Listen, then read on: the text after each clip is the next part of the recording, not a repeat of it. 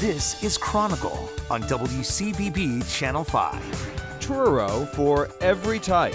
For golfers, Highland Links. You see whales jumping and you see wildlife. It's just gorgeous. For art lovers, Edward Hopper. This was painted 5 times by Edward Hopper because he lived so close. He lived just across the street. For beachgoers, pure nature. Hasn't changed for hundreds of years. For foodies, we never know what we're going to get at the market. What's freshest is what's for dinner. Plus, when on the Outer Cape, do as the artists do. What do you think? Erica Tarantel explores the main streets and back roads of Truro. Next on Chronicle. Good evening. Tonight, Erica Tarantel picks a winner. The town of Truro has it all. A lively art scene, charming old homes, Cape Cod's first golf course, and some of its most spectacular beaches. Yet visitors can also find pockets of peace and quiet in Truro. People say it's the light. There's just something different about the colors of the Outer Cape. Tucked between Provincetown and Wellfleet, in the town of Truro, the palette is uniquely pure. Truro holds a special timeless beauty. Even in high season when tourists are drawn to these beaches, walk just a short distance and you'll have shoreline to yourself. See, more than 70% of Truro is national seashore. It's protected, unspoiled. In fact, this landscape in many ways hasn't changed for hundreds of years. To many, it's that very untamed landscape that's so appealing. For well over a century, this town has been a haven for artists of all kinds. At the town landing for the Pamet River, students in a painting class capture glimmering grays and lush greens. There is a real quiet specialness that Truro brings that is really different. There's a lot of reflected light coming off the ocean, and on a day like today, it's very crisp and clean and bright, and so you can see the colors in the shadows. Truro's most well-known artist, of course, is Edward Hopper. For decades, artists have flocked here to walk in Hopper's shoes, studying the scenes Hopper painted. Beth Chapman knows a thing or two about Hopper. He painted her family's farm in South Truro. Now she runs Hopper House Tours. This was painted 5 times by Edward Hopper because he lived so close. He lived just across the street. And so he painted it from the corner of Ryder Beach Road and Old County Road, looking down at it. He painted really close to it, and then he painted this, which is one of his more abstract impressionist paintings with a lot of negative space.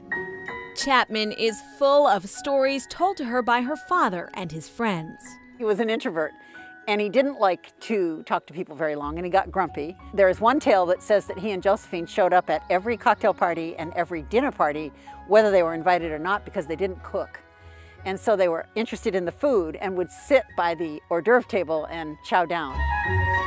Hopper was intrigued by the shadows that fell on the Marshall house. I think it's wonderful. Joan Marshall remembers when she first saw the painting of her home. I stood there and wept. It's absolutely exquisite. It truly is. Many artists have felt that it is one of the better examples of what he loved doing, painting light on the side of houses. In the early 1970s, a small group of local artists decided to save a falling down horse barn on Meeting House Road. That was the beginning of Truro Center for the Arts at Castle Hill. They paid $35,000 for it in 1971, and they got the little tower and the barn, and that has been running mostly summer programs for about 35 years. Now with 170 classes year-round, Artistic Executive Director Sherry Mittenthal says there's a medium for everyone. Painting, printmaking, we have a great clay program. We do photography, we do jewelry, we do sculpture. We do pretty much everything. I visited a raku class taught by ceramic artist Lois Hirschberg. You're going to make a smaller version of that piece, that sculpture. Beautiful. Building with rolled out, slightly dried slabs of clay, she has me score or rough up the edges, then bind the pieces with slip. Yes, and so slip is basically water with a little clay in it, right? You got it. Raku is a firing technique. This is called a clear crackle glaze. When it comes out of the kiln, there's thermal shock, and the glaze will crackle, not crack. So pretty. Crackle.